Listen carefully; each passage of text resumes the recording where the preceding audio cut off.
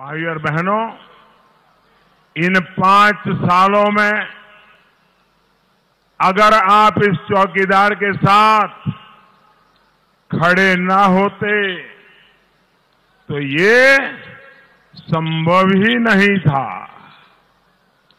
आपके इसी आशीर्वाद की वजह से भाजपा की मजबूत सरकार लोक कल्याण और राष्ट्र कल्याण से जुड़े बड़े बड़े काम कर पाई है।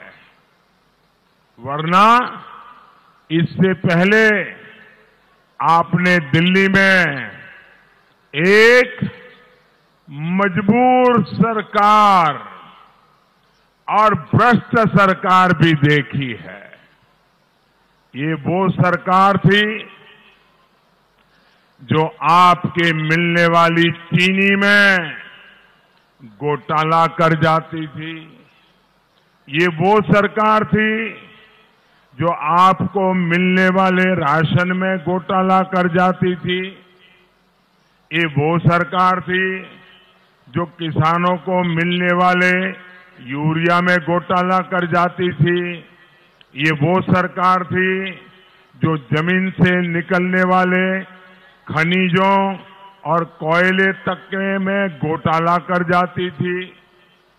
गरीब के लिए बनी हर योजना पर कुछ लोगों की नजर गिद्धों की तरह रहती थी। जैसे ही पैसा आया, ये लोग आपका पैसा लूटने लग जाते थे। क्या आपका ये चौकीदार इसे ऐसे ही देखता रहता क्या? मैं तो ठान कर आया था कि इन दलालों से, इन भ्रष्टाचारियों का मुकाबला करूंगा। साथियों, जब इस चौकीदार ने इनके भ्रष्टाचार के कारोबार पर प्रहार किया तो इनको इतना कष्ट हुआ है कि ये मुझे रास्ते से हटा देने पर तुले हुए हैं।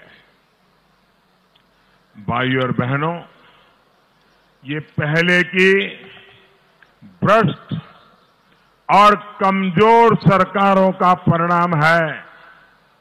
आजादी के इतने वर्ष बाद भी संपन्न ओडिशा की जनता गरीब ही गरीब होती चली। क्षेत्र के आधार पर भेदभाव, जात पात के आधार पर भेदभाव, यही कांग्रेस और बीजेडी की उपलब्धि रही है।